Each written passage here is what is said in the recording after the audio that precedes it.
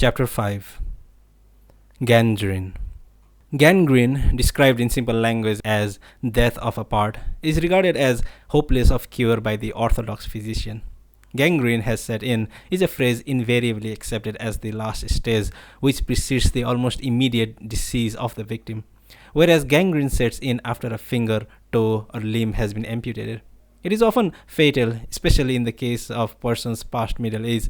All the same, I proved that gangrene can easily be cured. My first acquaintance with the ravages of gangrene was in 1891 when I was a schoolboy of 10. My closest schoolmate had complained of face ache for some days before being taken to a local dentist for the extraction of a tooth far back in the jaw. Unfortunately, some of the jaw came away with the molar and gangrene set in. Drugs and ointments were applied to reduce, or perhaps better said, suppress that swelling, and the boy died 10 days later. It so happened that at the same time as my schoolmate was suffering, I also had a swollen cheek. But the remedy my mother applied, she was a farmer's daughter, by the way, was a very different one from the scientific, under quotes, ones the doctors had applied to my young friend. True, my own swollen cheek was the result of having been stung by a lot of bees, owing to my having disturbed a colony of those interesting little creatures.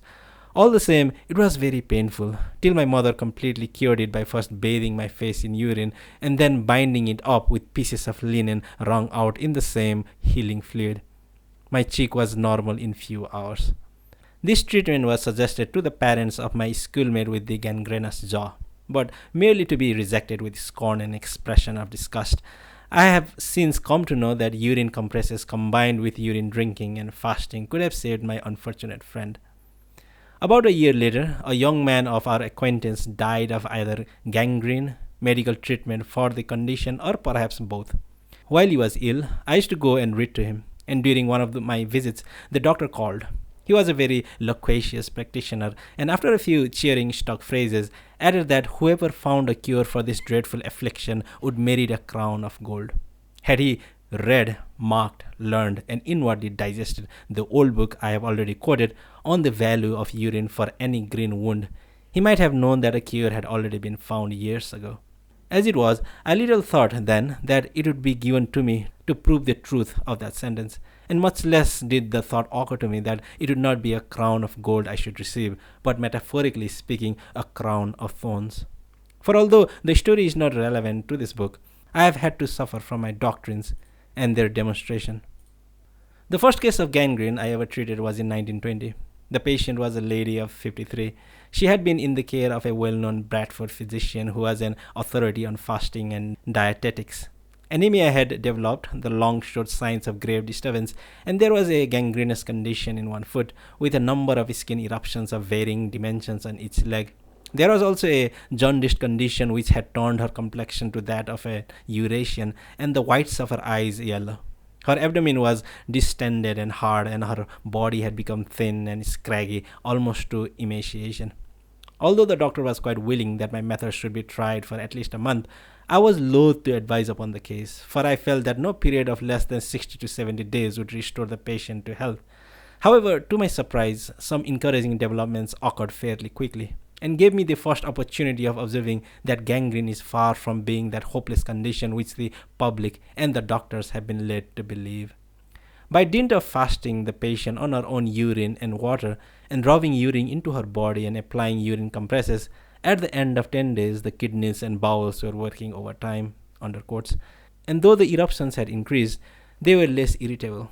The breathing became normal and easy, the patient slept better, and above all, the gangrenous foot began to show signs of healing. By the 18th day of the fast, the foot was quite normal. The urine had formed new skin, and there was no trace whatever of the livid abrasions. The foot had healed without even leaving a scar.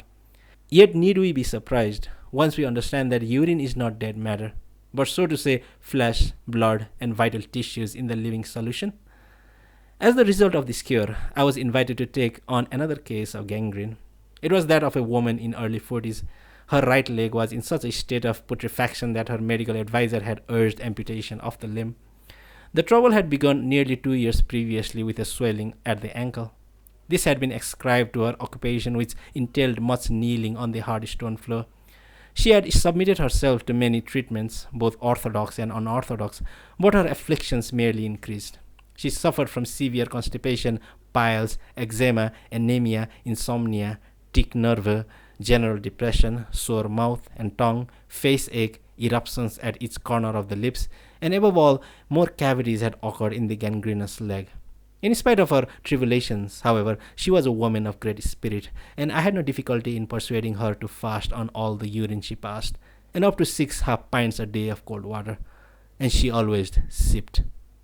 During the first 5 days of penance, the eruptions began to disappear, and the skin in every part of her body began to look healthier in every respect. The face ache vanished by the second day. On the third night, she slept soundly after weeks of insomnia, and by the end of the first week, the bowels and kidneys were working overtime, underquotes, and the piles were cured. In a fortnight, there was no sign of the gangrene, and new skin had grown in place of the cavities. The diseased leg, which previously had become twice the size of the other one, was now completely normal. Not even a scar remaining anywhere to remind her of what she had suffered. I subsequently put my recovered patient on an exclusive diet of grapes, bananas, and raw tomatoes for a week in small quantities, added fresh, unpastured milk for the second week, and in the third week finally got her back on a normal diet. According to my experience, gangrene is often much quicker in response than many other major or killing diseases, a matter which may be seen from a few brief case sheets which I now will add. I should mention that nearly all these cases were treated after the physicians had urged amputation.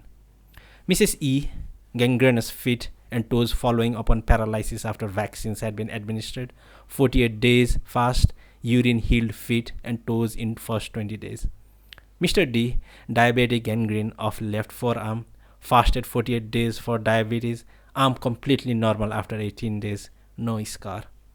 Mr. JWB, 60 years old, gangrene of first and second joints of thumb, caused by a hammer blow in the mason work, treated for 18 weeks as an outpatient at Leeds GI, bone removed up to the first joint, discoloration spread towards wrist, fasted according to my method, applied urine compresses to whole hand, wrist and arm, cured in 1 week.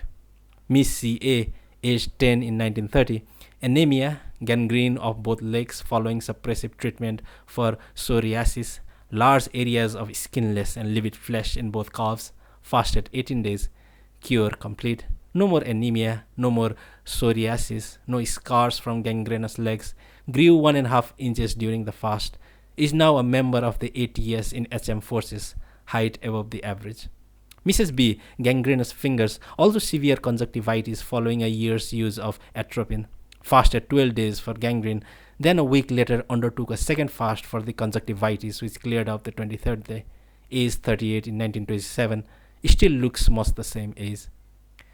Mr. J.I., age 54 at the time, thumb cut by fishbone, doctor attended him the same day, gangrene ensued, surgeon's decision to amputate rejected, fasted 14 days, body rubbed with urine, finger poulticed in very strong old urine, improvement after 3 days of treatment, cure complete after 12 days.